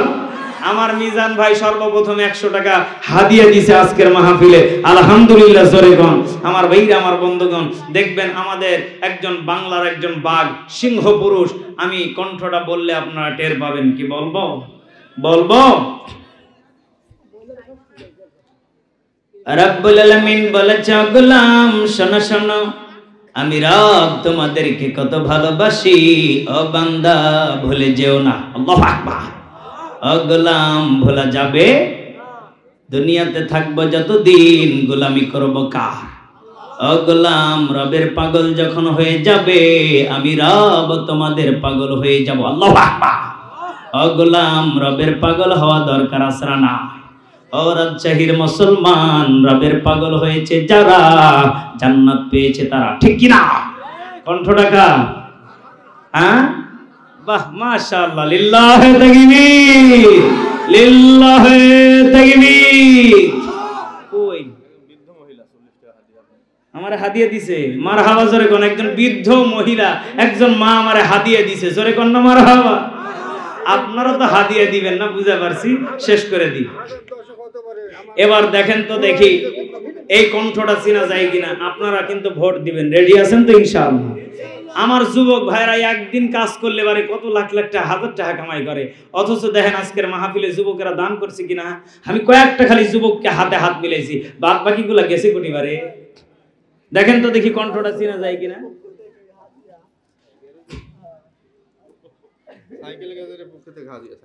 মারহাবা জোরে কোন। সাইকেল গ্যারেজের পক্ষ থেকে আমার হাদিয়া দিছে, আরো হাদিয়া, মারহাবা জোরে কোন। আজকে দেখি বাঘা থানার মানুষ সব আমার কলিজাতে ভালোবাসা দিছে, আলহামদুলিল্লাহ জোরে কইবেন না। একটা জিনিস কি জানেন, যদি ভালোবাসা কাউরে দেন তাহলে ওর কাছ থেকে অনেক কিছু নেওয়া যায়, কতক্ষণ ঠিক কিনা? কারণ আপনি তারে সব কিছু দিলেন কিন্তু আপনি তার দিকে মুচকি হাসি দিয়ে কথা বললেন না, ওই ব্যক্তিকে আপনার বাড়িতে আসবে? তাহলে আপনারা আমারে মিজান ভাই অল্প হাদিয়া টাকা দিয়ে আনছে, আসলে কি বলবো, বাহিরে আমার যে হাদিয়ার যে ডিমান্ড আমারে দেয়, মিজান ভাই তার এক গুণও দেয় নাই, এখন আমার এত কম হাদিয়া দিয়ে মিজান ভাই আনছে, এটা ভালোবাসা? এটা কি? মিজান ভাই শুধু বলছে এলাকাতে আপনাকে আসা লাগবে, আমার এলাকাতে এমনি টাকা পয়সা মানুষ যা দেয় দেয়, এটা দিয়ে আমরা প্যান্ডেল বক্তা বিদায় করি, আপনাকে আসা লাগবে, আপনি কি করছেন কোন? আমি চিন্তা করলাম আল্লাহ আমার দ্বারাতে যদি একজন মানুষ হেদায়েত হয়, এই টাকার লোভ লালসা করলে হবে, কথা কন না কে? এখন একজন মিডিয়ার লোক নিয়ে আসছে, ক্যামেরা খাড়া করা আছে দুইটা, কয়টা? 1.5-3 হাজার টাকা, কয় হাজার? গাড়ি ভাড়া আছে 2,500 টাকা, কয় হাজার গেল? চিন্তা করেছেন বারে? সাউন্ড সিস্টেম, মাইক ডেকোরেটর ভাই হাদিয়া দিছে, মারহাবা জোরে কইতেন না। এবার দেখেন এই কণ্ঠটা আমি বলি, আপনারা চিনতে পারেন কিনা? ওই মহিলাদের মধ্যে না পুরুষের আর এদিকে বলবো বলবো, রেডি আছেন ইনশাআল্লাহ? এ নাফরমানের দলেরা, আমি তোমাদের হাতে পায়ে ধরিয়ে ধরিয়ে বলিয়ে যাই, এই দুনিয়া কিন্তু থাকার জায়গা না, এই দুনিয়া কিন্তু থাকার জায়গা না। এই জন্য তো আমি তোমাদের হাতে পায়ে ধরিয়ে ধরিয়ে বলি, এই জন্যই তো তোমাদের হাতে পায়ে ধরিয়ে ধরিয়ে বলি, গুনাহ লইয়া কেউ কবরে আসিও না, এই কবরটা বড় ভয়াবহ, এই কবরটা বড় ভয়াবহ।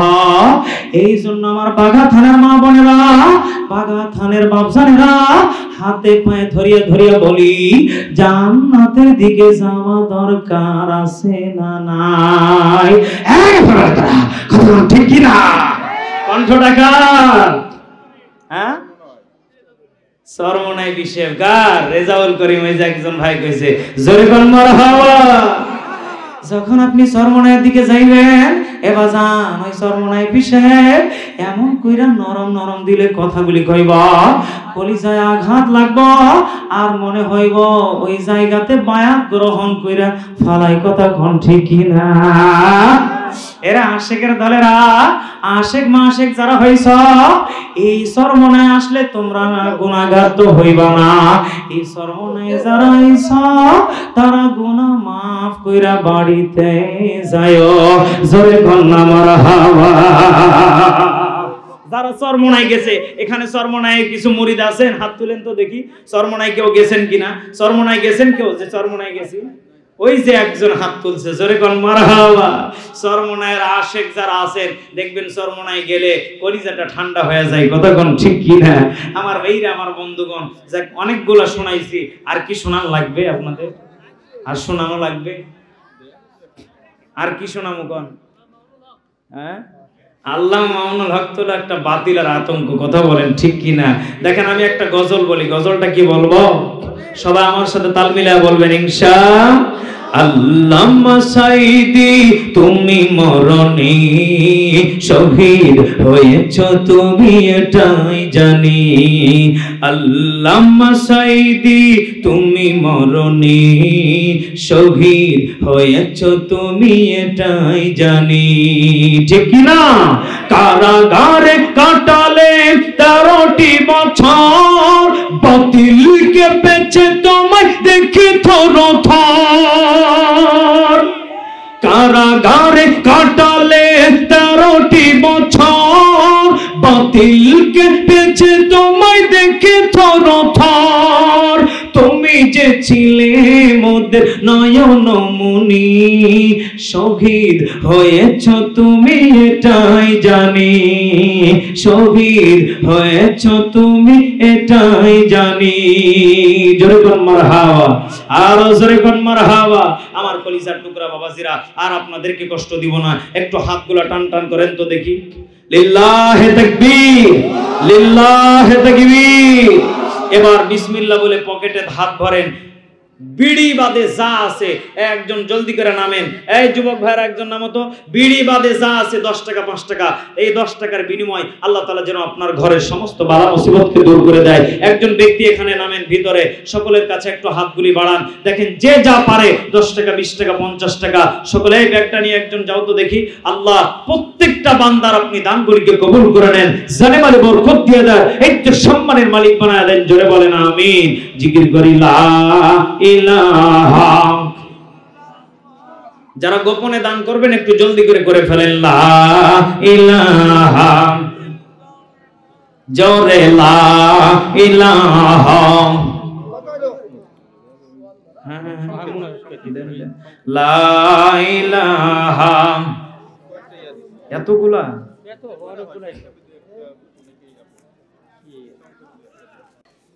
সম্মানিত ভাইয়েরা, কয়েকটা প্রশ্ন এসেছে, আমি যতটুকু আমার জ্ঞান থেকে আমি পারবো ততটুকু আমি প্রশ্নের উত্তর দিব ইনশাআল্লাহ। আজকের মাহফিলের গুরুত্বপূর্ণ কিছু বিষয় আমাকে প্রশ্ন করা হয়েছে, কি বলবো আমি, আপনারা বেজার হবেন না তো ইনশাআল্লাহ। সর্বপ্রথম একজন ব্যক্তি প্রশ্ন লিখেছেন, মসজিদে সালাত আদায় করার পূর্বে অনেক মুসল্লি ধূমপান করে আসে, এতে অন্য মুসল্লিদের সমস্যা হয় সালাত আদায় করতে, এই বিষয়ে ইমামদের ভূমিকা কি? হ্যাঁ, মাশাআল্লাহ, খুব সুন্দর একটি প্রশ্ন করেছেন। আসলে আমাদের সমাজে এত পরিমাণ ধূমপান বেড়ে গেছে যে একজন মুসল্লি যদি ভালো মন নিয়ে, মন মানসিকতা নিয়ে যদি নামাজে যায়, দেখবেন অনেক মানুষ নামাজ পড়তে গিয়ে এই সিগারেট বিড়ির এত পরিমাণ গন্ধ যে ও মনে মনে চিন্তা করে, আল্লাহ নামাজ খালি শেষ হতে পারলে বাড়ির দিকে দৌড় মারবো। কথা বলেন ঠিক কি না? এই জন্য আমাদের সমাজে হারামটা বেড়ে যাওয়ার পিছনে কারণ হলো একটা, আমাদের সমাজে যে হারামগুলি বেড়ে গেছে, এই হারাম থেকে আমরা সকলে বেঁচে থাকার চেষ্টা করব ইনশাআল্লাহ। তবে ইমাম সাহেবের ভূমিকা কি? ইমাম সাহেবের ভূমিকা হবে, আমরা ঘন ঘন ওই বিষয়ের উপর একটু আলোচনা করব, ওই বিষয়টা প্রতি জুমায় একটু হলে তুলে ধরব। এতে আমাদের লাভ কি হবে? দেখবেন একজন করে হেদায়েত হলে দেখবেন আস্তে আস্তে করে চেষ্টা করবে জুমার দিনে অন্তত পক্ষে হারাম বিড়ি সিগারেট না খেয়ে মসজিদে যাওয়ার। কথা বলেন ঠিক কি না? এজন্য যারা ইমাম সাহেব হবেন তাদের ভূমিকা হলো এটা, আমরা বেশি বেশি করে এই বিষয়ের উপর একটু আলোচনা করব। কি করব? আর যারা গার্জিয়ান আছেন একটু আপনারা ছেলেদেরকে শাসন করবেন।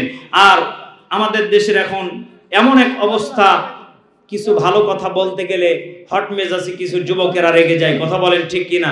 তবে সালাত আপনার হয়ে যাবে। সালাত কি আপনার হয়ে যাবে। এই জন্য আমরা এই ধূমপান থেকে চেষ্টা করব বিরতি থাকার, কারণ এই ধূমপান খেলে আপনার জন্য আরেকজন মুসলমান ব্যক্তির কষ্ট হোক, এটা আমরা মুসলমান হিসাবে আমরা চাই না। আশা করি উত্তরটা পেয়েছেন ইনশাআল্লাহ। আরেকজন ব্যক্তি সুন্দর একটি প্রশ্ন করেছেন, 2 দিন পর পহেলা বৈশাখ পালন করবে, এই মাঠে দোয়া করেন যেন, কি লিখেছে, না হয়, হক পীরের কথা বলেন, মানে হক পীরের কথা বলেন। ও আচ্ছা আচ্ছা, আপনাদের এই মাঠে কি বৈশাখের মানে আনন্দ উল্লাস করা হয় নাকি? আচ্ছা, যাই হোক, আমি বলি এই বৈশাখীটা এটা হলো একটা বিধর্মীদের কালচার। এটা কি? এটা হলো একটা বিধর্মীদের কালচার। এই বিধর্মীটা এটা কিসের জন্য দিছে গো? কি জানি, ওর সঙ্গে তো জড়াই দিছে। আচ্ছা, যাই হোক, হ্যাঁ, তো যাই হোক, এই যে এটা বৈশাখী, এটা কি কোনো ইসলামে কোরআনুল কারিমে এসেছে? আর জোরে বলেন, কোরআনের কোন জায়গাতে আছে যে আপনারা বৈশাখের দিন পান্তা আর ইলিশ মাছ আর সুন্দর সুন্দর শাড়ি পরে মাস্টারদেরকে দেখাবেন আর মাস্টাররা মজা মারবে? এই কথা বলেন না কেন? ঠিক না ব্যাঠি? আমার দেশের কিছু মাস্টার যারা আছে, আসলে রাগ করিয়েন না, কারণ আজকে সভাপতিও মনে হয় মাস্টার মানুষ, রাগ করা যাবে না। কারণ কিছু মাস্টারেরা দেখবেন এই স্কুলের মেয়েদের দিকে তাকাতে তাকাতে এমন নজর পর্যায়ে চলে যায়, বিয়েও পর্যন্ত করে ফেলে মাত্র 16 বছরের মেয়েকে 40 বছরের একজন চাচা। কথা বলেন ঠিক কি না? এই জন্য আমরা এই পহেলা বৈশাখ হলো এটা একটা বিধর্মীদের কালচার। আমরা চেষ্টা করব এই বিধর্মীদের কালচারের দিন আমরা অন্তত পক্ষে কোরআনুল কারীম থেকে বাচ্চাদেরকে তেলাওয়াত করাবো। আমরা এই দিনে পারলে আমরা সুন্দর করে কোরআনুল কারীমের একটা আয়োজন করব, গজল নাচ দিয়ে আমরা আয়োজনটা করব। ইনশাআল্লাহ আমরা নেকিও পাবো, ইনশাআল্লাহ আমাদের যে হক এটা আদায় হয়ে যাবে, আলহামদুলিল্লাহ বলেন। এরপরে আরেকজন ভাই, আরেকজন দিনী বোন প্রশ্ন করেছেন, গ্রামের এখন অধিকাংশ ছেলে ফ্রি ফায়ার, পাবজি ইত্যাদি গেমে এবং মাদকে আসক্ত, এদের কিভাবে এগুলো থেকে ফিরিয়ে আনতে পারি? মা বাবার উদ্দেশ্যে কিছু বলুন। আমি ওয়াজের ভিতরে একটা গুরুত্বপূর্ণ পয়েন্ট বলেছিলাম, সেটা হলো যে একটু আগেই বললাম যে এখনকার কিছু মা বোন আছে, ছেলে বলে মা টাচ ফোন কিনে দেওয়া লাগবে, না হলে আমি বিষের বোতল খাবো।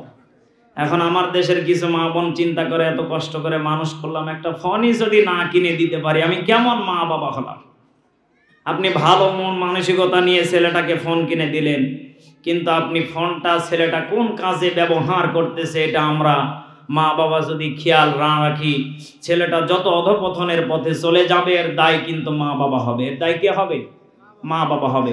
আজকে সমাজে অধিকাংশ ছেলেকে দেখা যায়, মেয়েকেও দেখা যায় ফ্রি ফায়ার খেলে। কথাটা বাস্তব। কথাটা কি বাস্তব? কয় এই মার মার মার, এই ধর ধর, ওকে জুতা পিটা করা দরকার। কথা বলেন ঠিক কি না? কারণ যুবকেরা এখন, আমি সেই দিন দেখি এক যুবক 5টা পপকর্ন আছে না, পপকর্ন ভাজা, দেখি 5টা পপকর্ন কিনতেছে। আমি বললাম এটা দিয়ে কি করবা? আর একজন পাশের থেকে বলে হুজুর ওই সারা রাত ধরে ফ্রি ফায়ার খেলে, কয় যতক্ষণ পর্যন্ত পপকর্ন না ফুরাবে ততক্ষণ পর্যন্ত ফ্রি ফায়ার খেলবে আর ওটা খাবে। কত বড় শয়তান, চিন্তা করে দেখেন। এই জন্য মা বাবার কর্তব্য হলো এইটা, পারলে আপনি প্রতিদিন রাত্রিবেলা মাগরিবের পরে ফোনটা কেড়ে নেবেন আর পড়ার সময় পড়তে তাকে বসাবেন, এটা মা বাবার কর্তব্য। ইনশাআল্লাহ আস্তে আস্তে করে এগুলি আমাদের সমাজ থেকে দূর হয়ে যাবে ইনশাআল্লাহ। আল্লাহ আমাদের সকলকে বোঝার তৌফিক দান করুন, পড়েন আমিন।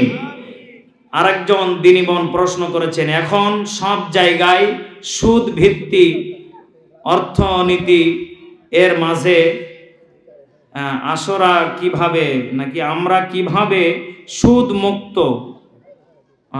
অর্থনৈতিতে বেঁচে থাকব? সুদ মুক্ত, এই যে সুদের তো আলোচনা আমি করেছি, করি নাই?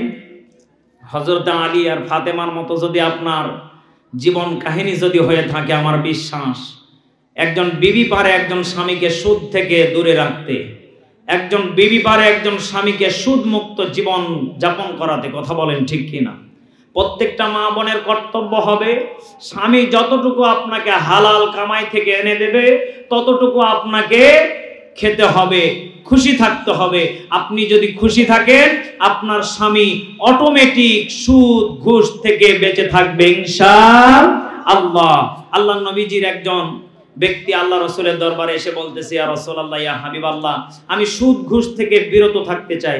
আল্লাহ রাসূল বলতেছে, তুমি যদি সুদ ঘুষ থেকে যদি বিরত থাকতে চাও তাহলে তোমাকে 1 নম্বর আমল হলো তোমার বিবিকে কন্ট্রোল করতে হবে। কি করতে হবে? তোমার বিবিকে কন্ট্রোল করতে হবে। তাহলে আল্লাহ রাসূল মহিলাদেরকে, নারীদেরকে কত পরিমাণ কড়া ভাবে কথাটা বলেছেন, কারণ নারীরা স্বামীর কাছে এমন চাহিদা করে বসে স্বামী চুরি করতে বাধ্য হয়। কথা বলেন ঠিক কিনা? এই জন্য মা বোনেরা আমরা এই কথাটা আমল করব ইনশাআল্লাহ। আরেকজন ব্যক্তি প্রশ্ন করেছেন, আজকের মাহফিলের যারা আয়োজনে আছে তারা অনেকেই আগামী 2 দিন পর বৈশাখী মেলার আয়োজন করবে। মেলা আয়োজন করা কতটা শরীয়তে জায়েজ আছে, দয়া করে একটু বলবেন। আসলেই যারা মাহফিল কমিটিতে আছে আমি তাদের কাছে 2টা হাত জোড় করে বলবো, বিশেষ করে আমার মিজান ভাই সহকারে আরো যারা আছে, আমি তাদের কাছে 2টা হাত জোড় করে বলবো, আমরা যখন কোরআন শুনি তখন আমাদের দিল শান্তি পায়। কি পায়? বলেন বলেন, কি পায়? আলা বিজিক্রিল্লাহি ওয়া তাতমাইন্নাল কুলুব।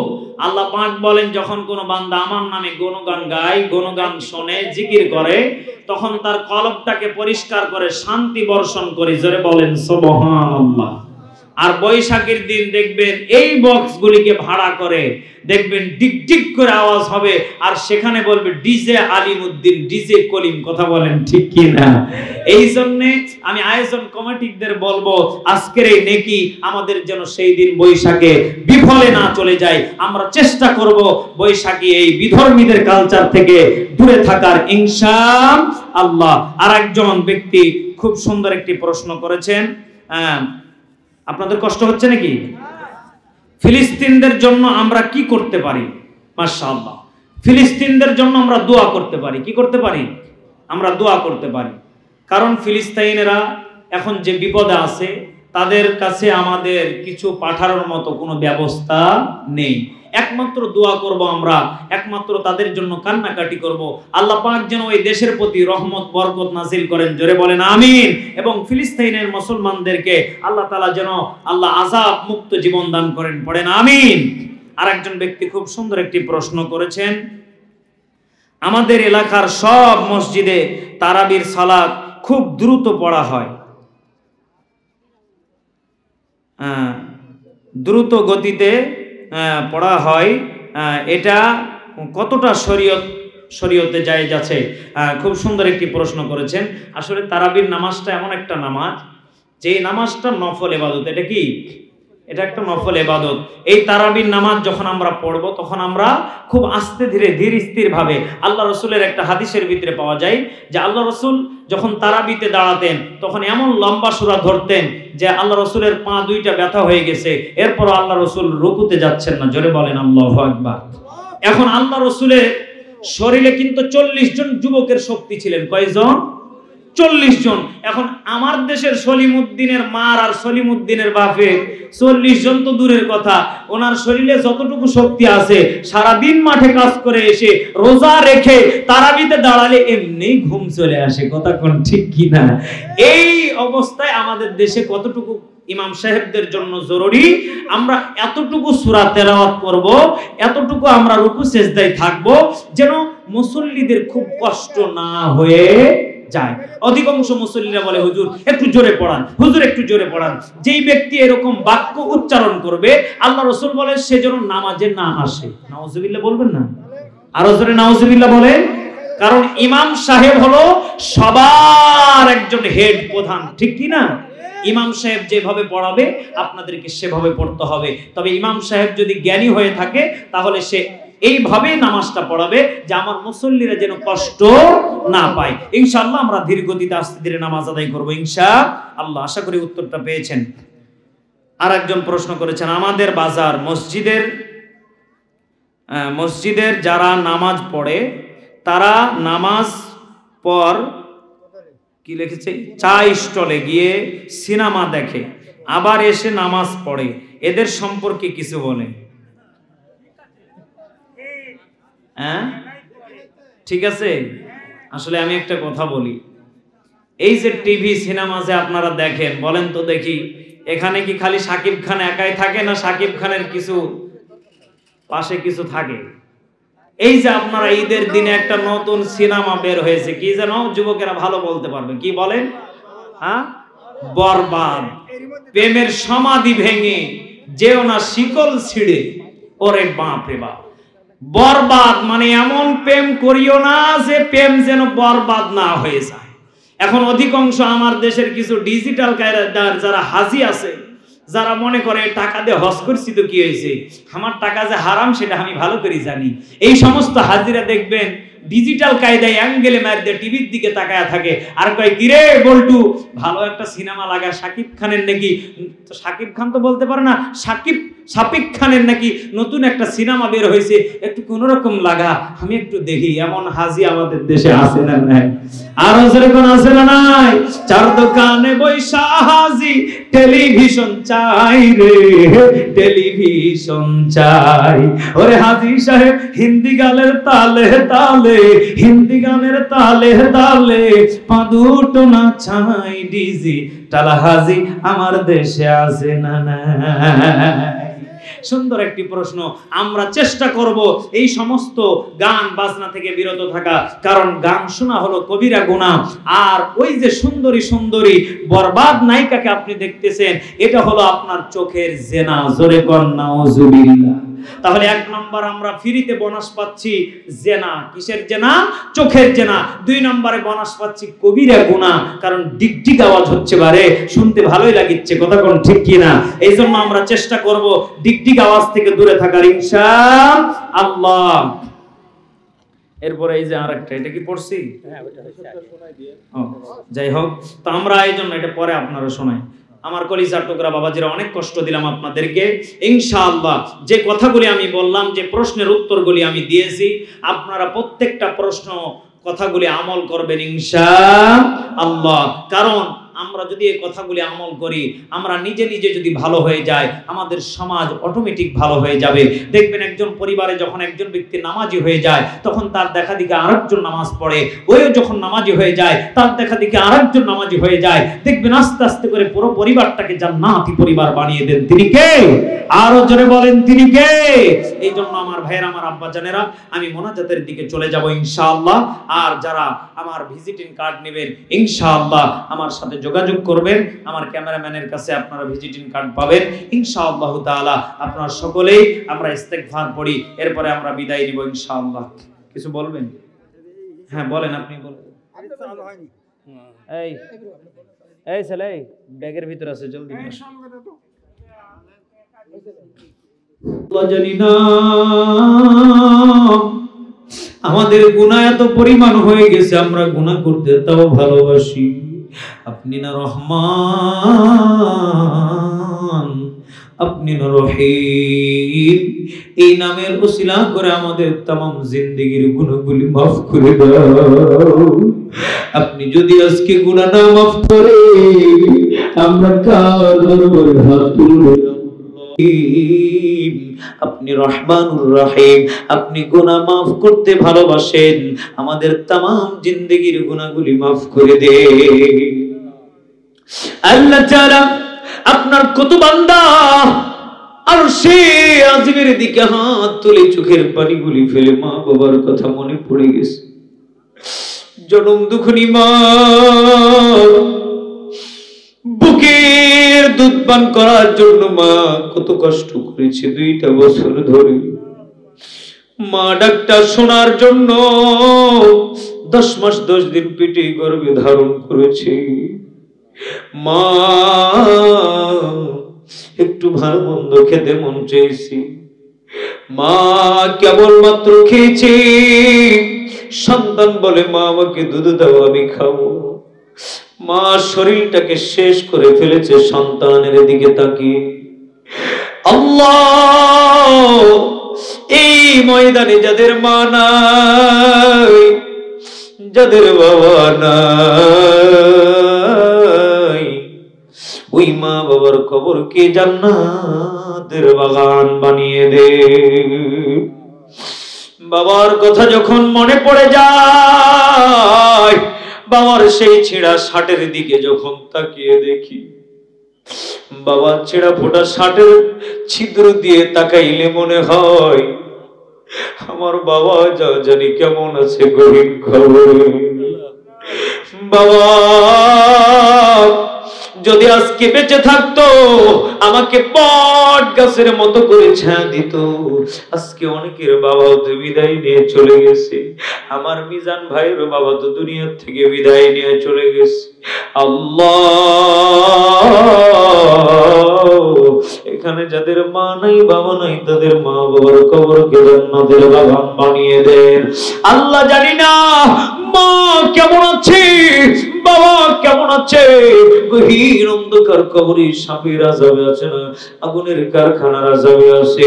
আল্লাহ, আপনি মাফ করে প্রত্যেকটা মা বাবার কবরকে জান্নাতের বাগান বানিয়ে দেন।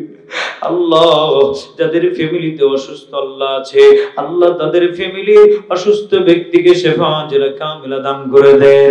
আল্লাহ, অ্যাম্বুলেন্সের গাড়িগুলো যখন রোড দিয়া যখন যায়, কত মায়ের চিৎকার চিৎকার, কত বাবার কান্নার আওয়াজ পাওয়া যায়। হাসপাতালের বেডের দিকে তাকাইলে কত মা বাবার কান্নার আওয়াজ পাওয়া যায়। আমাকে বাঁচাও আলী, আমাকে বাঁচাও, আমি আর গুনাহ করব না, আমি আর গুনার দিকে যাব না, আমি আর গুনাহ করব না, আমি আর গুনাহের দিকে যাব না। না না, আরে হাসপাতালের বেডে লাফায়া লাফায়া জিকির করে, আমার মাওলা তোমারে আমারে কত সুখে শান্তিতে রাখছে। আল্লাহ আমাদের প্রত্যেককে আপনি কবুল করে নেন। আল্লাহ আমাদের প্রত্যেকের মা বাবাকে কবুল করে নেন। আল্লাহ যাদের ঘরে ঋণ আছে ঋণ পরিশোধ করে দেন। আল্লাহ যাদের ঘরে ঋণ আছে ঋণ পরিশোধ করার তৌফিক দেন। আল্লাহ যাদের মা বাবা বেঁচে আছে আল্লাহ মা বাবাকে সুস্থ রাখেন। আর রব্বুল আলামিন, এখানে অনেক মা বাবা হাত তুলেছে, সন্তানের মুখ দেখতে পাই না, অনেক কই বছর হয়ে গেছে বিবাহ করেছে। আল্লাহ মা বাবাকে নেককার সন্তান একটা দান করে দেন। আল্লাহ আমরা গুনাহ করতে ভালোবাসি, আপনি মাফ করনেওয়ালা, মাফ করতে ভালোবাসেন। আল্লাহ আজকের মাহফিল কমিটিকে কবুল করে নেন। আল্লাহ দূর দূরান্ত থেকে যারা এসেছে কবুল করে নেন। আল্লাহ খাস করে আজকের মাহফিলের ডেকোরেটর ভাইকে কবুল করে নেন রব্বুল আলামিন। আল্লাহ তাআলা আমার মাইক্রো ড্রাইভার ভাইকে কবুল করে নেন। আল্লাহ তাআলা আমার ক্যামেরাম্যান হামজা টিভি কুষ্টিয়া, আল্লাহ আমার মেজর আলী ভাইকে দ্বীনের জন্য কবুল করে নেন রব্বুল আলামিন। এখানে যারা আমিন আমিন বলতেছে, যাদের মনের যেটা চাহিদা আকাঙ্ক্ষা পূরণ করে দেন। আল্লাহ আজকের মাহফিলের সভাপতি, আল্লাহ আমার ডানে বামে যারা বসে আছে সুনাম ধন্য বরণ্য ব্যক্তি, আল্লাহ প্রত্যেকের মনের আশাকে আপনি পূরণ করে দিন রব্বুল আলামিন। বিদায় নেওয়ার আগ মুহূর্তে ওই মদিনাওয়ালার কালিমা জবানে জারি করে মরণ দিয়েন। আল্লাহ তার আগ মুহূর্তে আপনার কাছে দোয়া করি, ফিলিস্তিনের মুসলমানদেরকে আপনি হেফাজত করেন, ফিলিস্তিনের মা বোনদের কান্নাকে আপনি বন্ধ করে দেন। আল্লাহ ফিলিস্তিনের মা বোনদেরকে আপনি হেফাজত করেন। আল্লাহ ফিলিস্তিনের মা বোনদের, গাজাবাসীর মা বোনদেরকে কবুল করে নেন। আল্লাহ আপনার রহমত বরকত নাযিল করে দেন। আল্লাহ আল্লাহ এই যুবকদেরকে আপনি কবুল করে নেন। আল্লাহ মা বোনদেরকে কবুল করে নেন। মরণের সময় মধুর কালেমা জবানে জারি করে মরণ দিয়েন, লা ইলাহা ইল্লাল্লাহু মুহাম্মাদুর রাসূলুল্লাহ।